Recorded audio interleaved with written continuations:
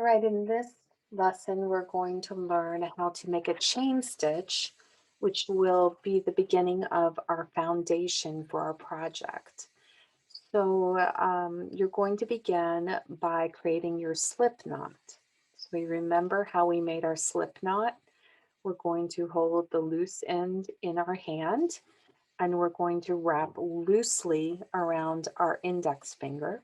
So it's a little loop. Then we're going to stick our needle in that loop and over the yarn and pull through, and then we're going to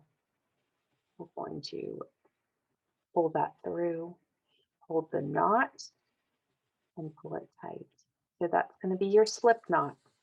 So now what we're going to do is we're going to create a chain. So we're going to use the chain stitch, and this is very important to learn this, and this exercise will also help you get familiar with how you hold your hook and how you hold your yarn. So you'll be able to start to get a feel for how is comfortable for you to hold your hook and your yarn. As any tool, everyone's going to have a different way to hold it. I tend to hold mine loosely in my right hand using my index finger and my thumb. Some of the hooks have this flat area that makes it helpful. And then I allow, I wrap the yarn through my index finger and I allow the yarn to just loosely lay into my hand. That way I can create some tension right here that will guide the yarn. Some people like to do multiple loops to keep the tension taut. They'll do it through their fingers, they'll do it all sorts of ways. I tend to keep it simple because I like to change the way I hold my yarn during a project, and I like for the yarn to easily move throughout my project. So I like to do it this way. You will, in the course of doing this chain, find a way that you like. So don't be afraid to change up your hands. All right, so we're going to start here. We're going to see how I've made the loop just a little loose. It's not super tight. There's enough room for my needle to move around. So we're going to need to understand a couple terms. And one of the terms we're going to use a lot is yarn over. So anytime you hear yarn over, it means you are taking the yarn over and around the hook. So you are taking the yarn over and around the hook. Now, some people like to dip the hook so it feels like you're dipping the hook under the yarn. That's totally acceptable because it's yarn over as long as the yarn is coming over the hook. And then you're going to hook the yarn, and this is why it's very important to use the right size needle for the right size yarn. That's about as small of a needle you would use for this yarn, because if it was any smaller, it would not be able to hook the yarn. So that's very important too. If you feel like you're not getting the whole piece of yarn, you might want to go up a needle. So you're going to pull it through the loop.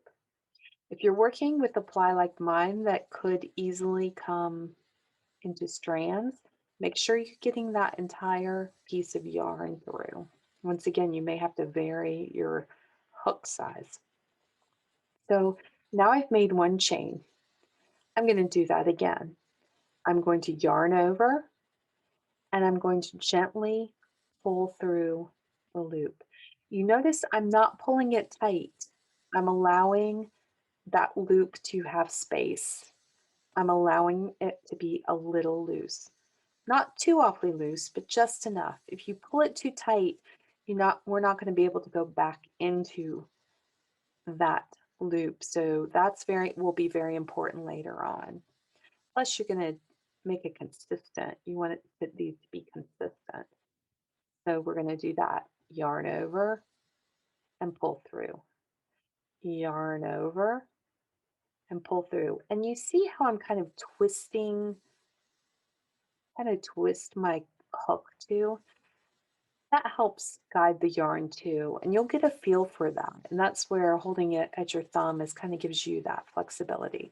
So as I go in, I'm kind of pulling the yarn over. It helps kind of guide the yarn. You'll get a feel for it. So yarn over and pull through, yarn over and pull through. So let's take a look at the stitch right now.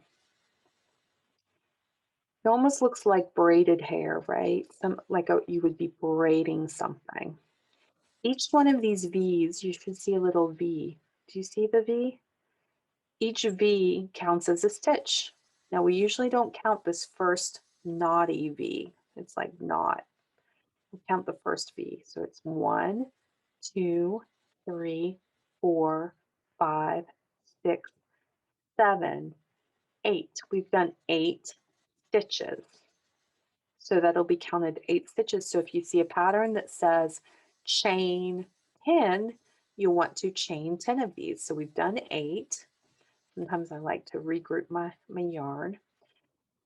And then yarn over, 9, 10. There you have 10 stitches in a chain.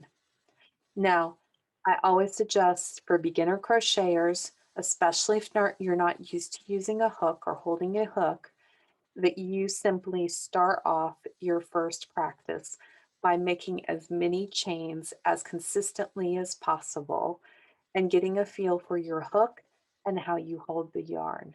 Don't be afraid to change it up, hold it different ways. Make sure you know where to put your yarn. I usually like it coming off of the skein so that it's not wrapped behind me or anything. And just get a feel for yarn over, pull through, yarn over, pull through. Make sure you're not getting it too tight. Let me show you what a tight stitch looks like. If you pull it tight like that, you can have a little tiny V. That's going to be very difficult to stitch into when we come back. We're going to come back and stitch into all of these. So it's also going to not make it look very pretty because you're going to have a wide one and then a tight one and a wide one. Number one thing I see people doing when they begin crocheting is to do it too tight. So don't be afraid.